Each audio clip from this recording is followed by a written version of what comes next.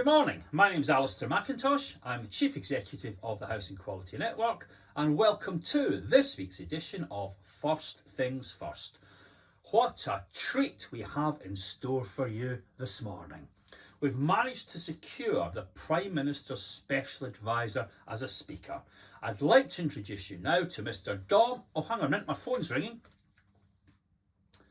Oh dear. Sadly, Mr. Cummings has had to cancel his appearance this morning. I'm sure we'll see him in Durham or somewhere else at some point. Anyway, over to me. Last week, there was a very interesting story in Inside Housing by Peter Abs. He reports that Barratt are only prepared to pay 10% of the costs of making safe and putting right a block they themselves built. Now, it could be they've taken legal and technical advice, and that's correct, and they're in the clear. But what I thought was, who in their right mind would buy a Barratt home if they've got that reputation for walking away from customers who need properties fixed? No one is going to buy a property from them.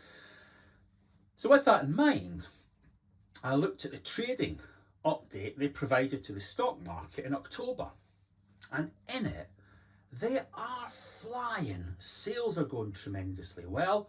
Why is that? Half the sales come through the government's Help to Buy scheme. When did Barratt get nationalised? When was all the risk and entrepreneurship sucked out of that business? Mrs. Thatcher, that great privateer, would be turning in her grave. She famously bought a Barratt home for her and her husband near a golf course so Dennis could play golf while she Prime Ministered, or whatever it was that she actually did. When you delve further into that trading update, Barratt are very boastful. They're bringing in loads of money, they're making a lot of sales, they're winning this, that and the next award for build quality, and they have, as everyone does have, a commitment to continuous improvement and quality.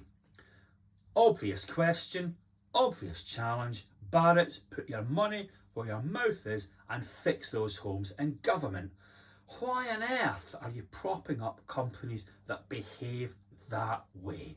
You've nationalised them, fix them. Next issue I want to talk about. Ownership isn't everything, and intent isn't everything. Croydon set up a company called Brick by Brick to solve the housing problems in that South London borough, and in the end all they achieved was the hemorrhaging of lots and lots of cash. Very interesting to compare and contrast the intent with the actuality. If you look, and I want to get this quote correct, if you look at Brick by Brick's accounts, they say that the deal allows the council to generate 3 income streams from the use of its land. Land value, interest and profit. Sounds brilliant. By contrast, the Grant Thornton audit report into the deal condemns the circular nature of the council taking out borrowing to lend to Brick by Brick to build the properties, and then the council taking out additional borrowing to purchase properties from Brick by Brick. Friends, I've worked in housing for over 40 years. I've never yet seen a clever financial ruse work. Just stop it. Stop placing your faith in false gurus and gimmicks. Start concentrating on the basics. The only person that can now bail out Croydon Council is its most famous resident, Stormzy.